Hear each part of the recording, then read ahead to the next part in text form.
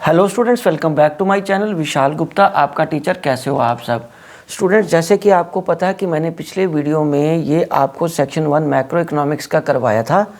इस वीडियो में मैं आपको सेक्शन बी करवाने जा रहा हूँ, इंडियन इकोनॉमी का। बट उससे पहले 17th क्वेश्चन को एक बार नज़र मार लेते हैं, क्योंकि ये 17th क्वेश्चन आई थिंक पिछली वीडियो में पूरा कवर नहीं हो पाया, कुछ पोर्शन उसका रह गया था। Read the following text carefully.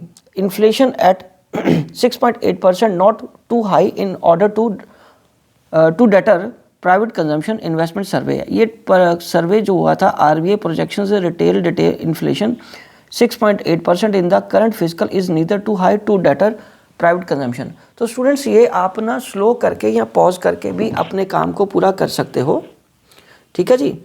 तो अब मैं ये कहना चाह रहा हूँ कि इस वीडियो को आप यहाँ पे जितना भी ये पूरा केस स्टडीज़ है इसको आप अंडरस्टैंड करिए। ओके, अंडरस्टैंड करने के बाद उसके बाद अगर आपको कोई डाउट है तो उसके बेसिस पे आप मेरे से कोई भी चीज़ पूछ सकते हो कमेंट बॉक्स में, और वीडियो को स्लो करके पॉज करके भी आप पूरी ये केस स्टडी पढ़ सकते हो।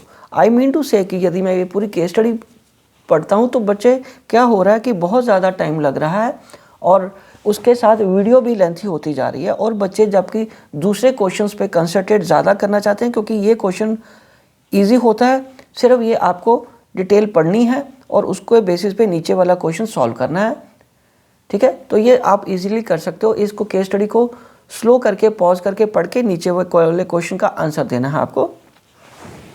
तो मैं सीधा क्वेश्चन पे आ रहा हूँ, इसको पॉज करके आप पढ़ लीजिए आराम से। On the basis of the given text common understanding, answer the following questions. What are the factors contributing to high inflation in India as mentioned in the above economic survey? Explain the following macroeconomics concept. वो भी बतानी है आपको, consumer goods और capital goods. तो चलिए इसके बारे में मैं लिख के बता रहा हूँ आपको। हम इसका आंसर लिख रहे हैं 17 क्वेश्चन का। अगर आपने पिछली वीडियो में उसमें आपको नज़र नहीं आया तो मैं यहाँ आपको ये करवा रहा हूँ। फिर सब सेक्शन बी स्टार्ट करेंगे। तो यहाँ पे सेक्शन ए में कॉन्टिन्यूड लिख के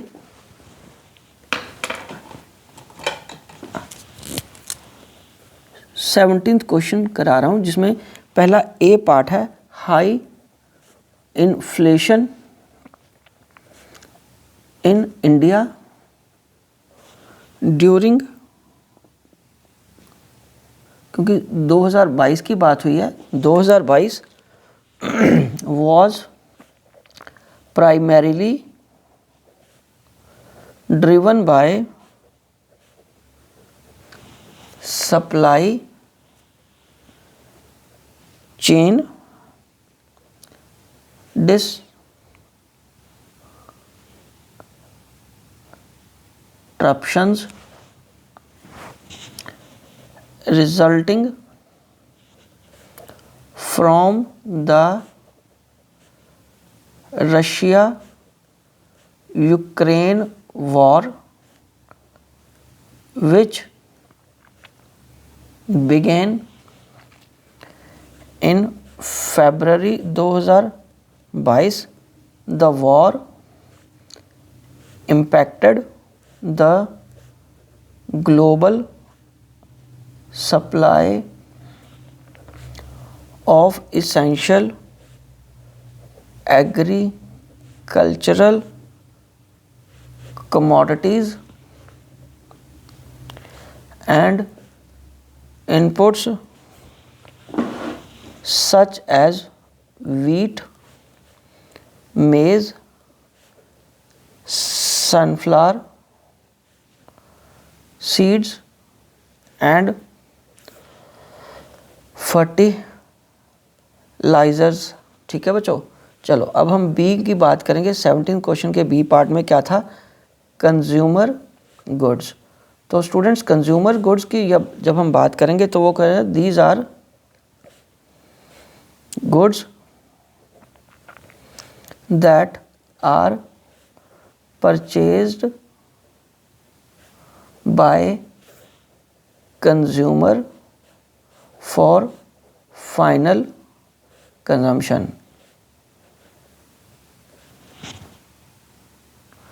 for example food items and clothing. ठीक है जी, आप इसका और भी जो बुक से आपने पढ़ा है उस बुक से भी याद करके लिख सकते हो, ऐसा नहीं है कि सिर्फ यही लाइन लिखनी है आपको। ये तो एक तरह से मैं सुजेस्टिव आंसर बता रहा हूँ। कैपिटल गुड्स, ठीक है बच्चों, कैपिटल गुड्स क्या है?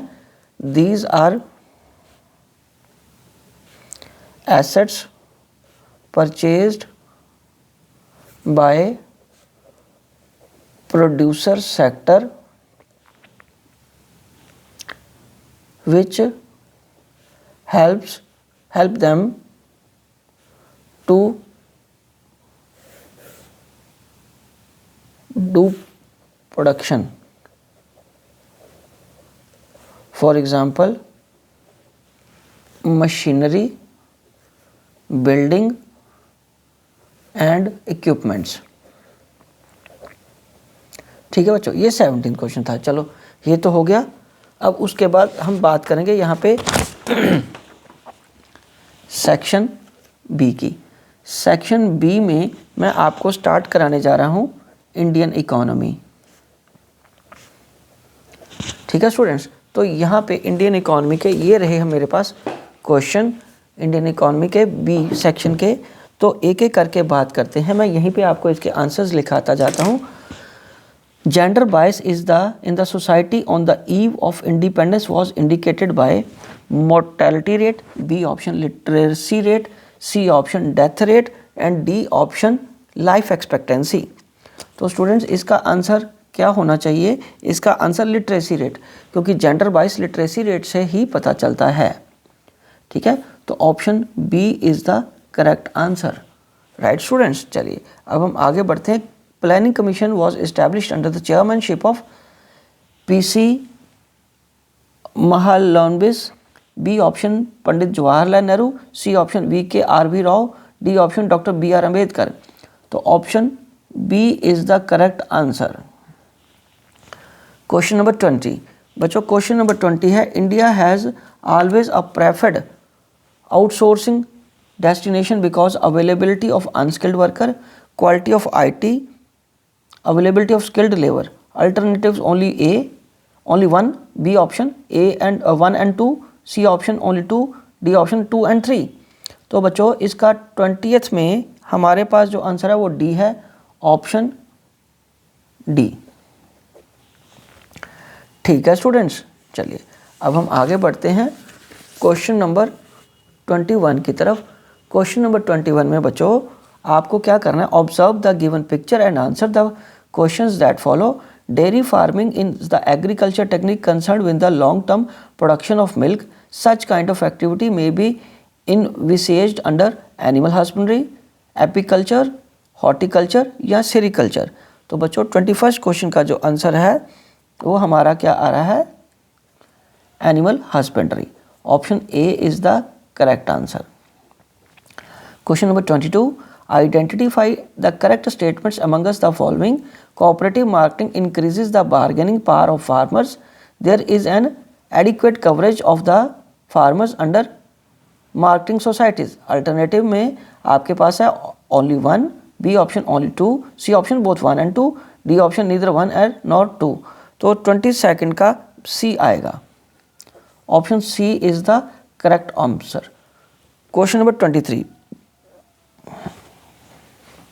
Which of the following economies worsened even after the introduction of the economic reform? इसमें India, B China, India A, B option Pakistan, C option China, D option both A and B. तो बच्चों इसमें 23rd का जो answer है वो है B Pakistan, option B. Question number 24. Read the following statements, assertion A and reason R and choose the correct alternatives from the options given below। Assertion A में क्या है? Human capital treats a human being as a mean to an end। और reason है बच्चों R, human capital formation decreases by way of investments in education and health। Alternatives ये चार हैं, इन चारों में से आपको बताना ये कौन सा है।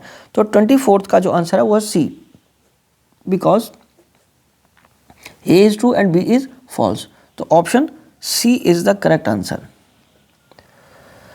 Question number 25. Licensing policy was pursued with the view to promote dash A unbalance growth, B regional balance growth, C foreign trade, D large scale industry. तो क्वेश्चन नंबर 25 का आंसर है B. Option B is the correct answer. ठीक है बच्चों। और question number 26 को यदि हम रीड करें तो स्टेटमेंट 1 और स्टेटमेंट 2 में से हमें आंसर देना है। स्टेटमेंट 1 है sustainable development means a check on the existing pace of economic growth, और स्टेटमेंट 2 है sustainable growth is the process of growth which fulfills the need of the present generation without compromising the ability of the future generation to fulfil their needs. तो 26 question का जो answer बन रहा है बच्चों वो है B, option B. Option B statement 1 is false and statement 2 is true. तो ऑप्शन बी हमारा करेक्ट आंसर है। ठीक है स्टूडेंट्स, चलिए अब हम आगे बढ़ते हैं क्वेश्चन नंबर 27 की तरफ। तो क्वेश्चन नंबर 27 में क्या है बच्चों? क्वेश्चन नंबर 27 ये रहा। उसमें है बच्चों, from the set of the event in the column 1 and corresponding years given in column 2 choose the correct pair of the statements. A में ही है one child policy, economic reforms in India, economic reforms in China, great proletarian culture revolution. B option में introduction introduced in 1965, took place in 1991, took place in 1975, initiated in 1958। Alternatives A का 1, B का second, सी का third या D का। ठीक है, कौन सा हमें चूज करना करेक्ट है? ठीक है, तो ये 27 क्वेश्चन की अगर बात करें तो B is the correct option. Option B इसका करेक्ट ऑप्शन है। अब हम बढ़ते हैं आगे क्वेश्चन नंबर 28 में जो 3 मार्क्स का लिखना है। और बच्चों इसमें मैं आपको फिर एक बार याद दिला दूँ, ये 60 to 80 वर्ड्स का होता है। ओके, आपको वर्ड लिमिट को भी अडहर करना है, उसकी भी पालना करनी है, उससे कम नहीं होना चाहिए। Brain drain is a serious constraint in human capital formation and growth process in India. Comment. And how is Indian human capital formation helps in reducing inequalities of income? तो यहाँ पे 28 का जो दोनों क्वेश्चंस के मैं आंसर आपको लिख के देता हूँ। यहाँ पे हम बात करेंगे पहले 28 क्वेश्चन की ए पार्ट की। मैं ब्लू पेन से ही करता हूँ, ब्लू या ब्लैक पेन से। हाँ, ये है पहले, brain drain refers to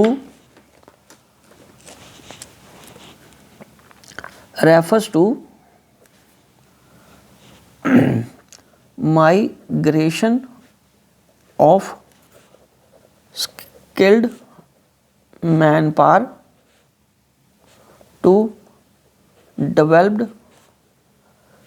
countries in the world,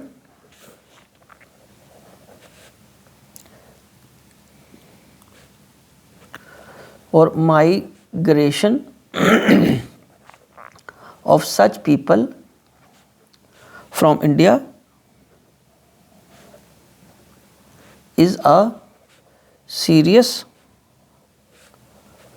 bottleneck in human capital formation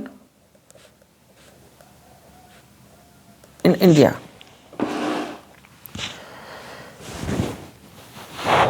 ठीक है बच्चों, ये ए आप। उसके बाद 28 क्वेश्चन का बी पार्ट, आप इसको और भी इलेबोरेट करके लिख सकते हो। ये मैंने एक सजेस्टिव आंसर लिखा है। ठीक है जी। तो ह्यूमन कैपिटल फॉर्मेशन के बारे में हमें बताना है, reducing inequalities. Human capital formation is an important means of reducing inequality of income.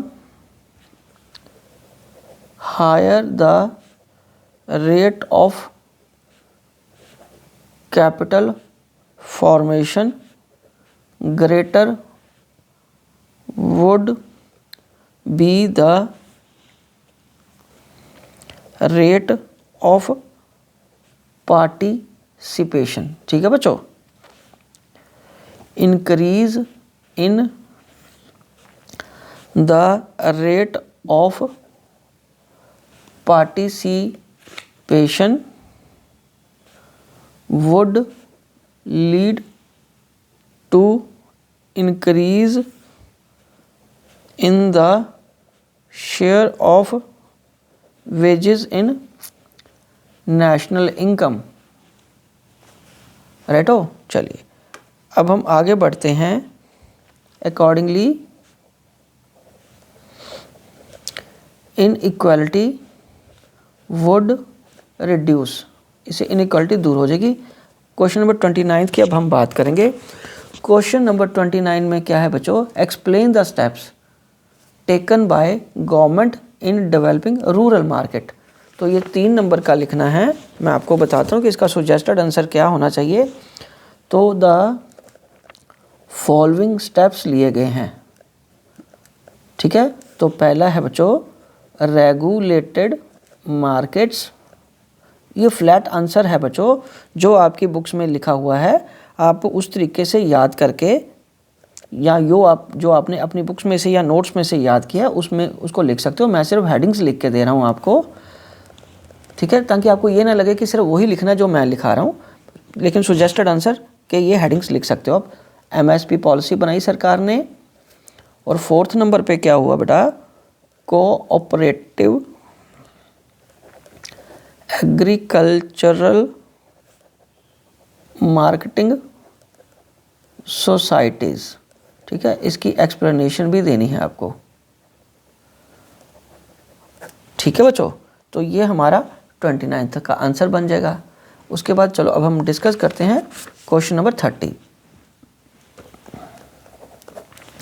Question number 30 में क्या आ रहा है बच्चों, the world trade organization was founded in 1995 as the successor organization to the GATT, General Agreement on Trade and Tariff. GATT was established in 1948 with 23 countries as global trade organization to administer all multilateral trade agreements by providing equal opportunities to all countries in the international market for trading purposes.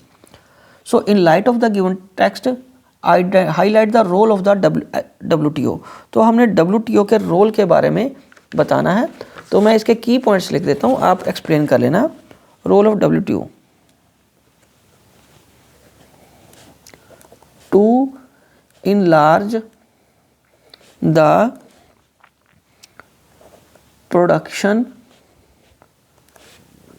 and trade of services, also with goods के साथ साथ services को भी इलाज करना है। Removal of tariff and non tariff barriers,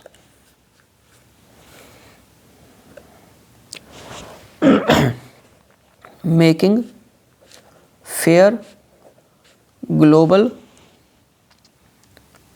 rules, regulations and safeguards and advocating the interests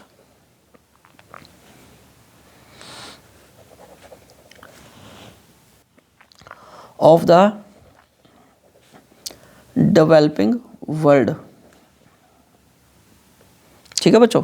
चलिए ये आपको सजेस्टेड आंसर है, इसको और भी आप एक्सप्लेन करना है या और ज़्यादा लिखना है तो आप वो भी कर सकते हो, ठीक है। अब हम बात करेंगे क्वेश्चन नंबर 31 की।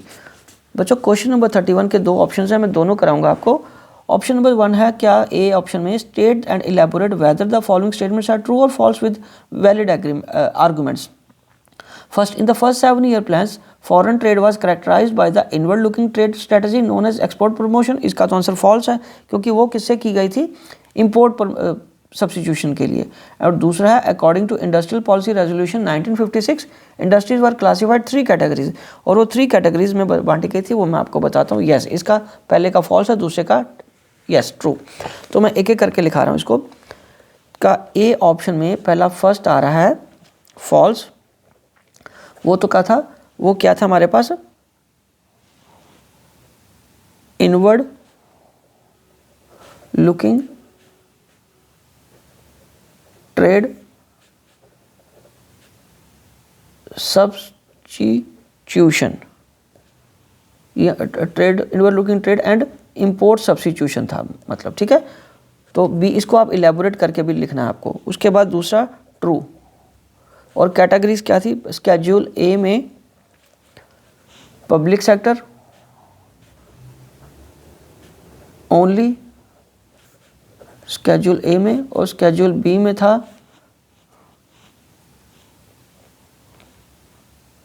12 इंडस्ट्रीज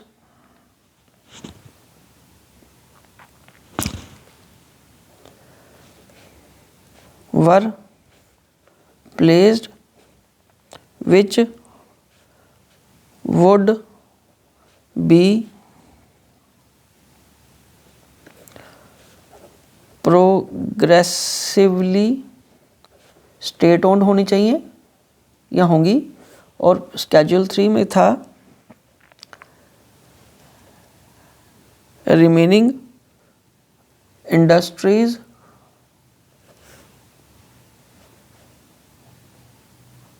फॉर प्राइवेट सेक्टर। ठीक है बच्चों, ये 31 का आंसर था ए का। और 31 बी जो और होगा वो क्वेश्चन मैं पढ़ता हूँ। उसमें क्या था स्टूडेंट्स, उसमें था identify the situation depicted in the image, तो suggest the measures to overcome indicated in situation in relevance to the urban rural areas in Indian economy. तो इसका आंसर है, अच्छा ये सॉरी, ये पहले 32 का ये रहता है। Explain the statement that the green revolution enabled the government to provide to procure sufficient food grain to build our stock that could be used during the time of shortage. क्योंकि 31 का 1 किया और में अभी ये रहता है हमारा, ये मैं पहले कर रहा हूँ। Explain the statement that green revolution enabled the government to procure sufficient food grains to build its stock that could be use during time of shortage. तो उसको मिनिमम स्टॉक और बफर स्टॉक भी बोलते हैं। तो उसका मैं आपको बता रहा हूँ आंसर क्या लिखना है आपको। Green revolution led to an increase in the production of food grain. क्योंकि उससे क्या हुआ था, green revolution with the use of modern technology, extensive use of fertilizers, pesticides and HYV seeds, there was a sufficient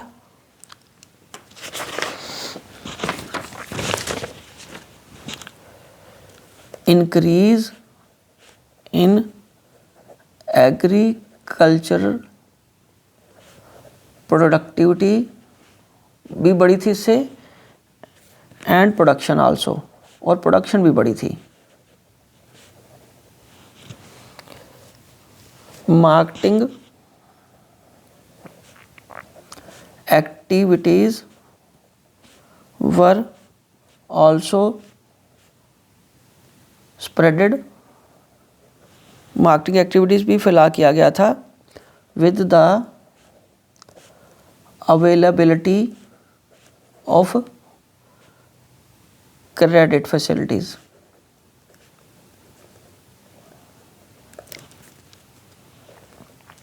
which helps to maintain buffer stock। Okay बच्चों, चलो अब हम आगे बढ़ते हैं क्वेश्चन नंबर 32 की तरफ। तो 32 क्वेश्चन तो एक तरह से देखा जाए हमने देख ही लिया था। वो पिक्चर में हमें रूरल एरिया के बारे में बताना कि ये क्या चीज़ डिपिक्ट करिए। तो बच्चों ये तो अनएम्प्लॉयमेंट की तरफ जा रहे हैं, तो इसमें हमें बताना है कि हम किस तरीके से सिचुएशन को ठीक करने के लिए सुजेस्ट कर सकते हैं। तो बच्चों इसका जो है 32 में, इसमें आंसर में आएगा रूरल अनएम्प्लॉयमेंट। तो इसमें सुजेस्टिव मेजर्स क्या है, सुजेस्टिव मेजर्स में आपको क्या लिखना है, पहले हमें क्या करना पड़ेगा, इंक्रीज प्रोडक्शन, इसको एक्सप्लेन करना है आपको, प्रोडक्शन को बढ़ाना है। दूसरा प्रोडक्टिविटी को बढ़ाना है।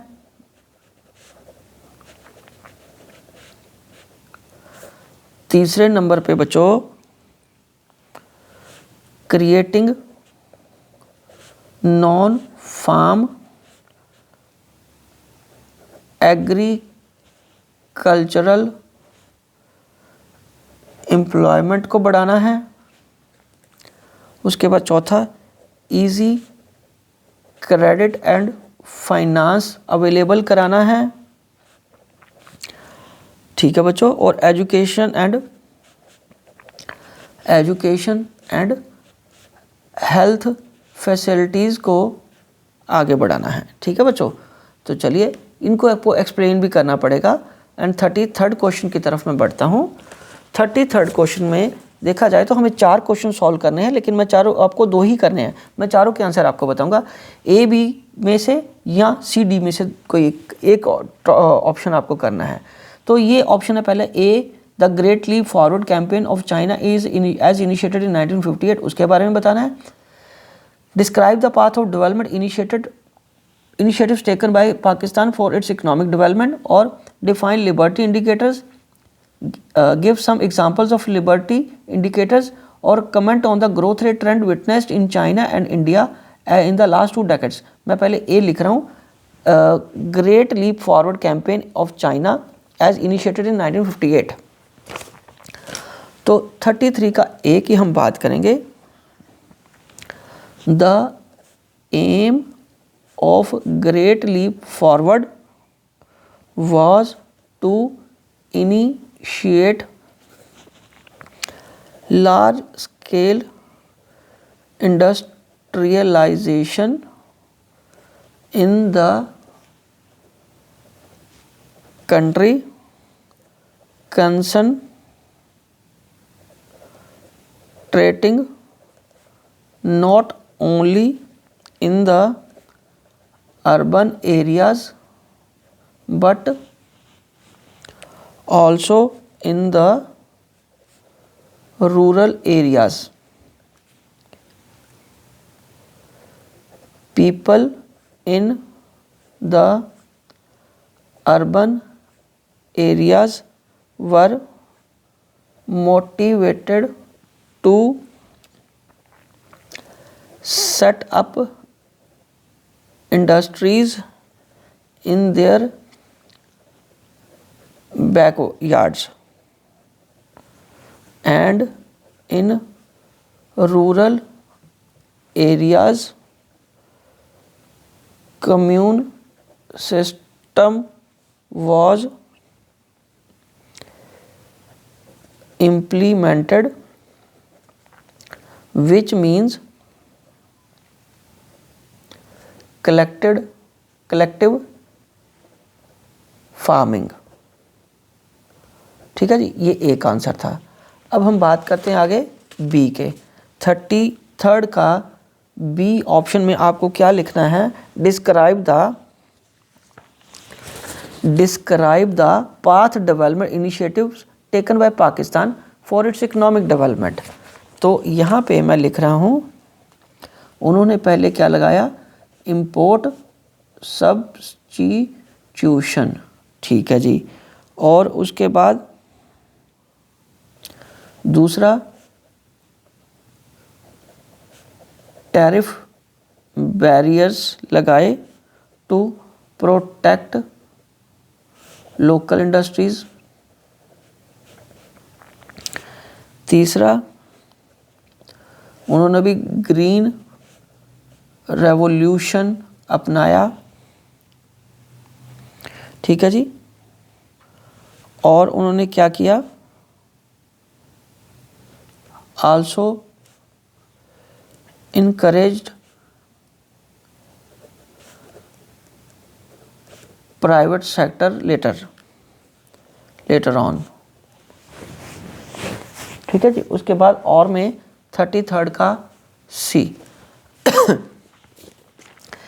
Define liberty indicators, give some examples of the liberty indicators. तो तो लिबर्टी इंडिकेटर्स हमारे पास में हम कह सकते हैं क्या होते हैं। Liberty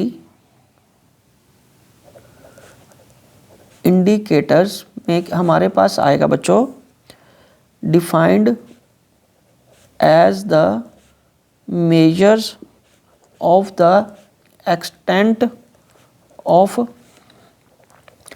demographic participation in the social and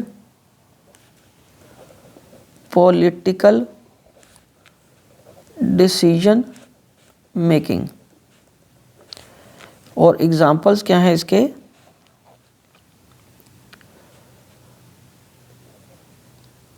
constitutional protection rights,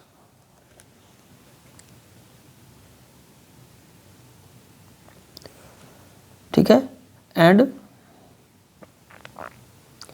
legal rights देना उनको, राइट जी। चलिए उसके बाद 33rd का डी। 33rd का डी क्या है बच्चों, वो है comment on the growth rate witnessed in China and India in the last 2 decades।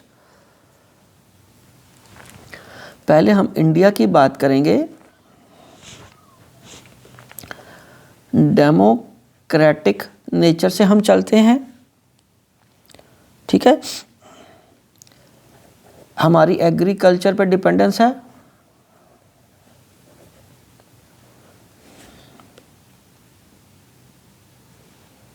One fourth of the population still lives below poverty line, ठीक है जी। उसके बाद पाकिस्तान की बात करें, लैक ऑफ, सॉरी हमें चाइना का बताना है, सॉरी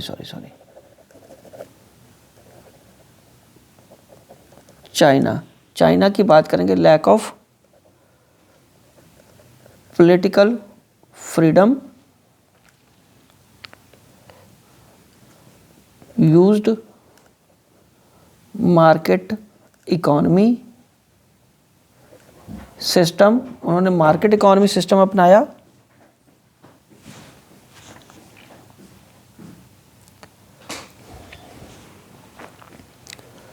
कलेक्टिव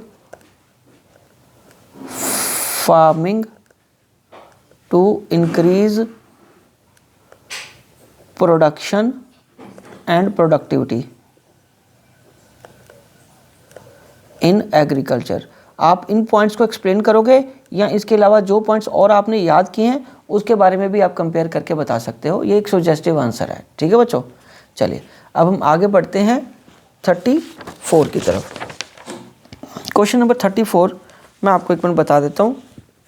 ये देखिए, ये अगेन एक बहुत बड़ी केस स्टडी है, ठीक है, और अगर मैं पढ़ूंगा तो इट विल टेक टाइम और ये वीडियो और बड़ी होती जाएगी। आप इस केस स्टडी को पॉज करके समझ लेना। मैं आपको इसके क्वेश्चंस के आंसर्स, सजेस्टिव आंसर्स मैं बता देता हूँ।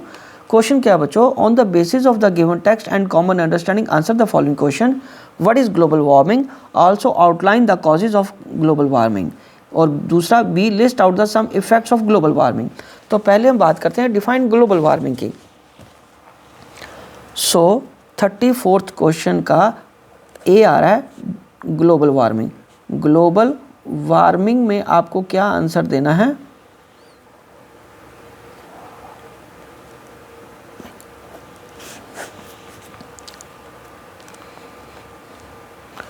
refers to the phenomenon of sustained increase in global temperature due to environmental pollution and deforestation। deforestation, ठीक है। और कॉजेज में इसमें क्या लिखना है, कॉजेज इसका किसकी वजह से होता है, by emission of green house gases,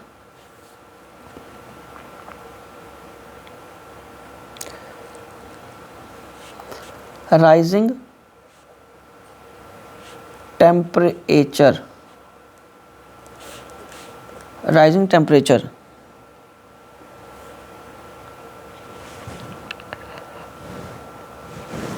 ठीक है।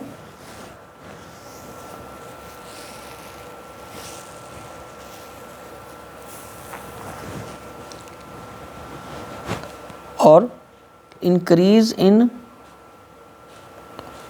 Level of, increase in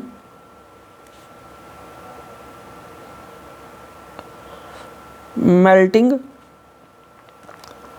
of polar ice that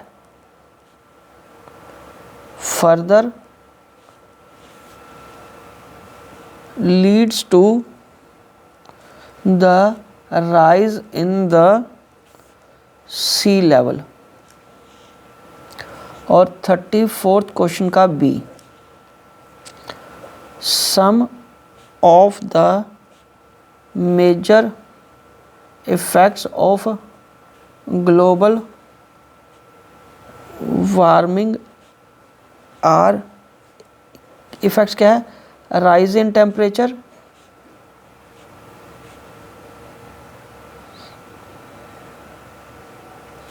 दूसरा क्या है, ये थ्रेट टू इकोसिस्टम, तीसरा क्लाइमेट चेंज, चौथा है इससे स्प्रेड ऑफ डिजीजेस भी होता है,